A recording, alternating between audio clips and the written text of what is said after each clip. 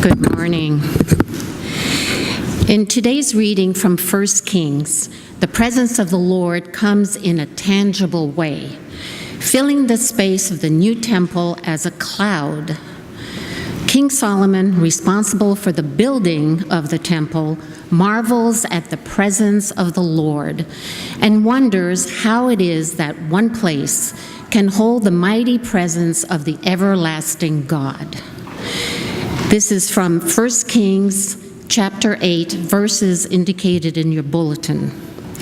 Then Solomon assembled the elders of Israel and all the heads of the tribes, the leaders of the ancestral houses of the Israelites, before King Solomon in Jerusalem, to bring up the ark of the covenant of the Lord out of the city of David, which is Zion.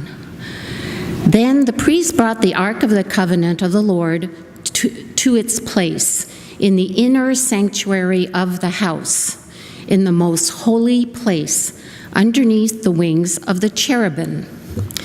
And when the priests came out of the holy place, a cloud filled the house of the Lord, so that the priests could not stand to minister because of the cloud, for the glory of the Lord filled the house of the Lord.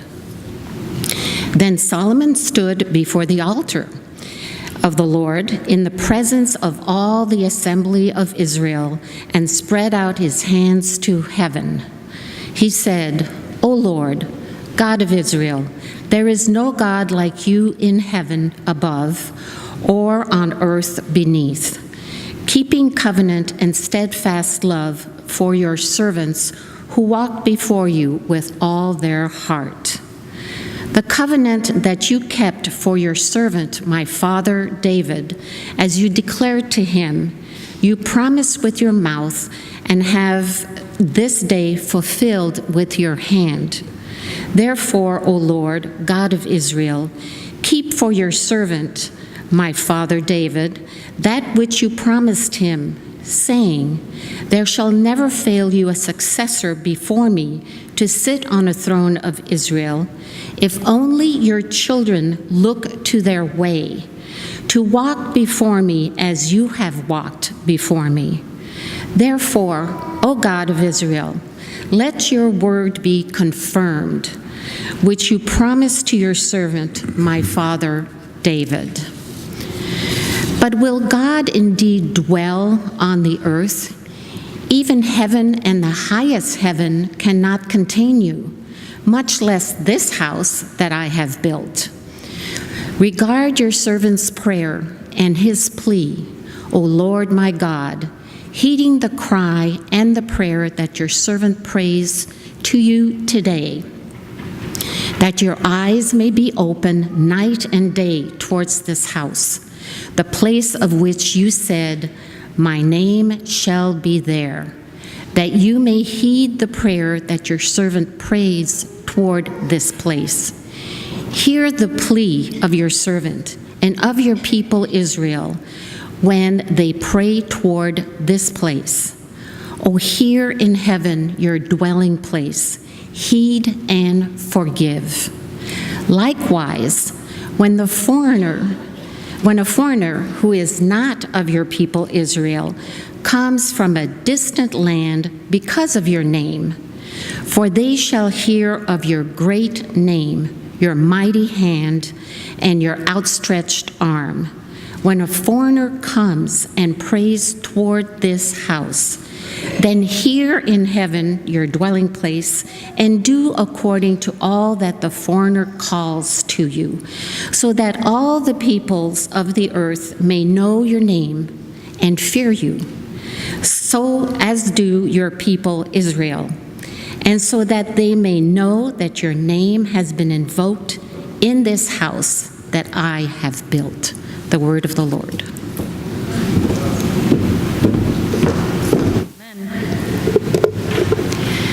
Two households, both alike in dignity, in fair Verona, where we lay our scene. From ancient grudge break to new mutiny, where civil blood makes civil hands unclean, From forth the fatal loins of these two foes, a pair of star-crossed lovers take their life, whose misadventures, piteous overthrows, do with their death bury their parents' strife. The fearful passage of their death-marked love and the continuance of their parents' rage, which but their children's end naught could remove, is now the 2 hours' traffic of our stage, the which, if you with patient ears attend, what here shall miss, our toil shall strive to mend. I will not keep you here for 2 hours, though West Side Story runs just over that. We watched the first half of the musical as a family last night before it was time to put Hattie, our youngest, to bed. The older two girls, having been only moderately interested for the first half, feigned a need to see the rest before turning in, too. You don't want to watch the end before going to bed, I told them. It's a tragedy. Do they die? They marveled. Well, not as many as in the Shakespeare, but more than in High School Musical, where they all end up okay with a big dance number. When the staff sat down to pick the shows we wanted to use for this Broadway and the Bible series earlier this summer, we looked at the lectionary texts for these weeks for direction. The Revised Common Lectionary is a 3-year cycle of readings or lections with 4 each week from the Hebrew Bible or Old Testament, a psalm or other wisdom reading, a gospel lesson, and then another New Testament reading, either an epistle or Acts or Revelation. The lectionary was compiled by a group known as the Consultation on Common Texts during the 1960s, with representatives from a number of Protestant and several Catholic denominations, during a time of worship renewal, a time of concerted effort to broaden scriptural knowledge through worship. Preachers, left to their own devices, have a tendency to preach on the same texts week after week and year after year. At least my seminary professor of preaching was like, you probably have 3 sermons that you're going to keep preaching over and over again. At least try to vary the text. The lectionary then broadens our scope and helps us connect to the community of believers around the world. So our staff looked to the lectionary for these weeks to hear the gospel and then look for the musicals that illuminated the different aspects of it. One of the passages in these weeks is from the Song of Solomon, the epic love poem attributed to the king in today's reading of the Hebrew Bible. It's one of the few books or passages in the Bible that is unambiguously about romantic love. The voice of my beloved, look, he comes, leaping upon the mountains, bounding over the hills. My beloved speaks and says to me, arise, my fair one, and come away. For now the winter is past, the rain is over and gone. Well, I said, thinking how fun it would be to make Mike preach on the Song of Solomon, the bulk of which extols the physical virtues of both lovers. We have to do West Side Story, Romeo and Juliet, epic star-crossed lovers. I am perhaps the worst colleague. My daughters were unconvinced by the timeline of Maria and Tony's love as we watched last night. They said, why is everyone else out of focus in the dance at the gym? Because everyone else has faded from view. They only have eyes for each other. I saw you and the world went away, they sing. My daughters do not apparently believe in love at first sight. I did not tell them how. 2 nights before we went on our first date, I watched Josh tell a funny story to a captivated room of our mutual friends, and I knew. I can still see him, but in my mind's eye, there's not much else. Nothing else but you, ever. I am not always the worst mother. I kept that to myself. But as it happened, and I can't tell you exactly how or why, we are doing West Side Story this week instead of next, when Song of Solomon actually appears in the lectionary.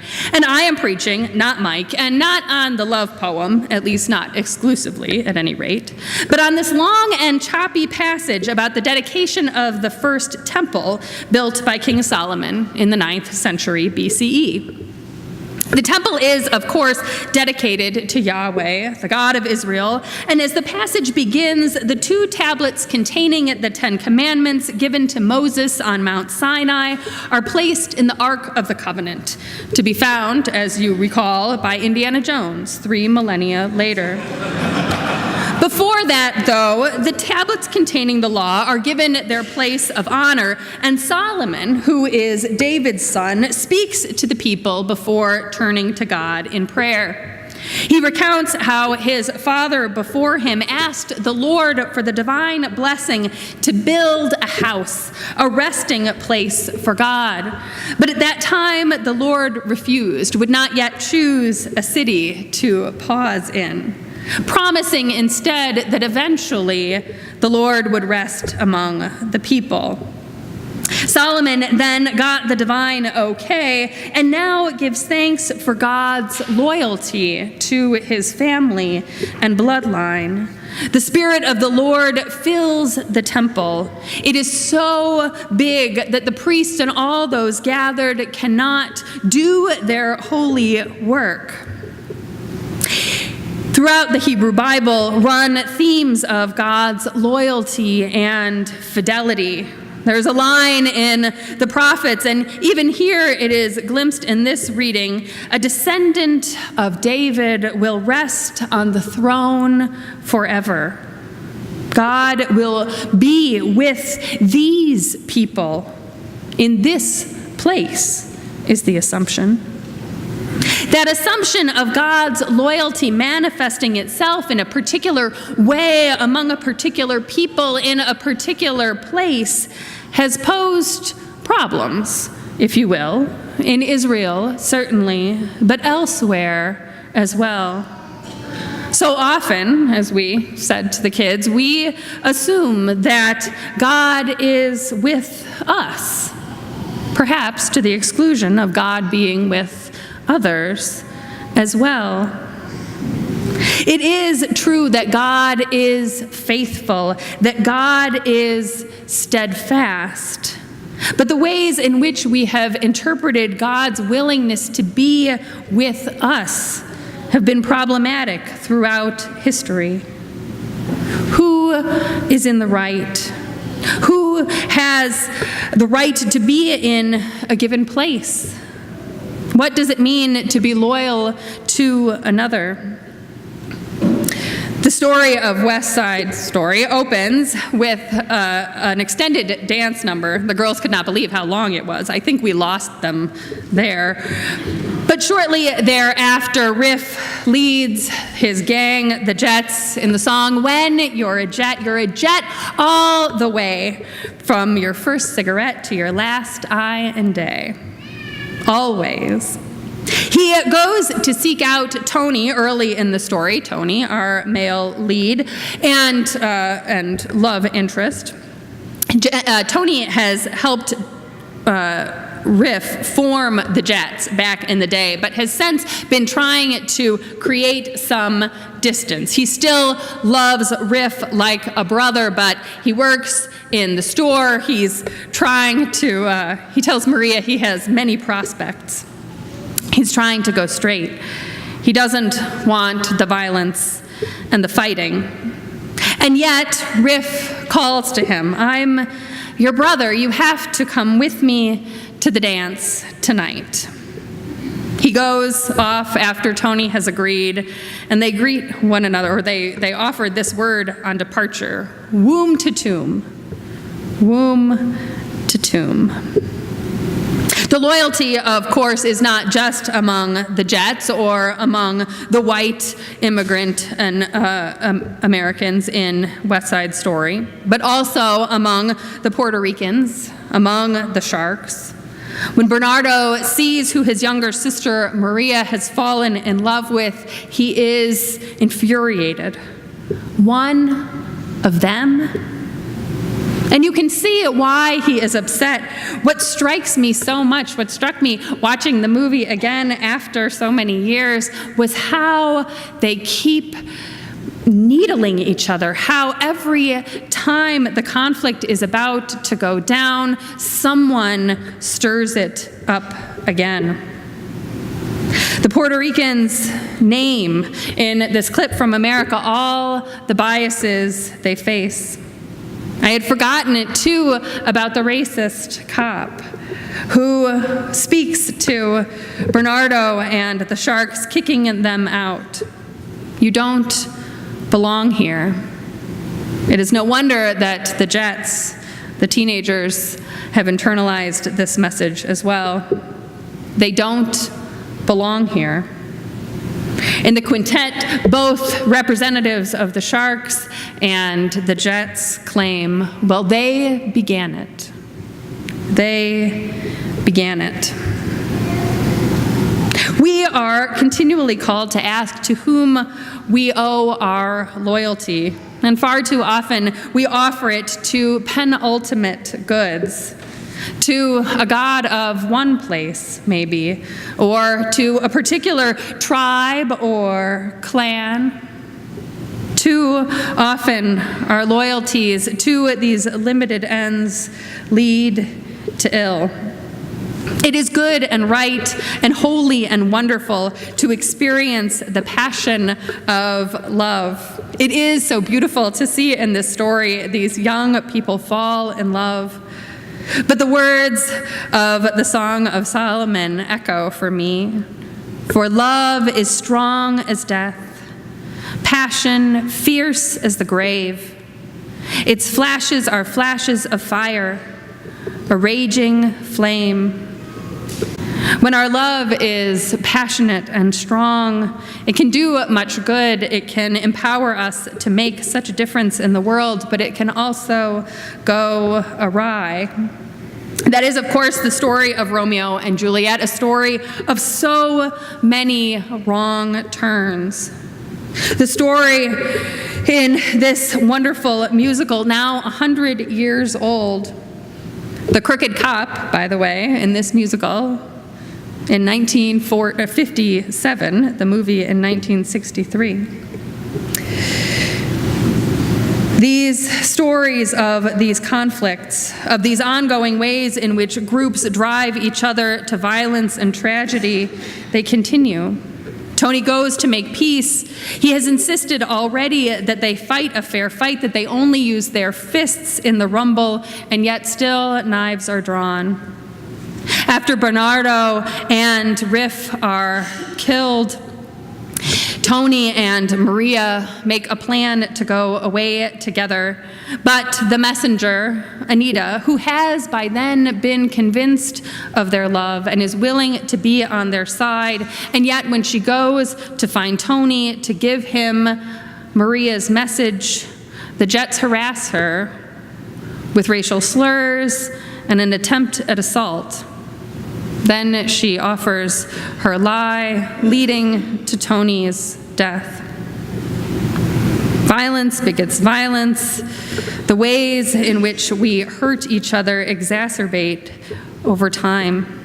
They lead to tragedy.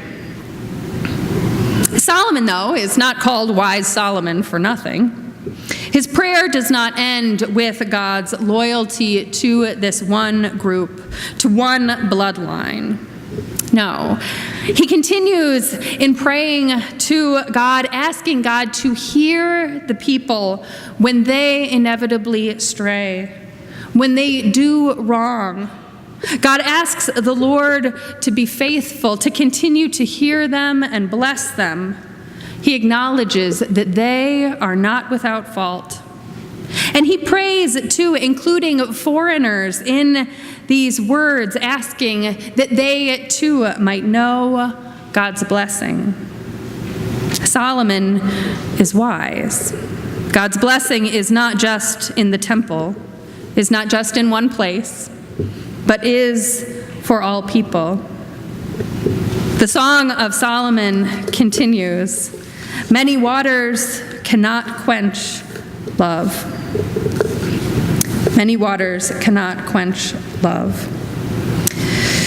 The gospel, unlike Romeo and Juliet, unlike West Side Story, is not a tragedy, but rather, in Shakespearean terms, a comedy.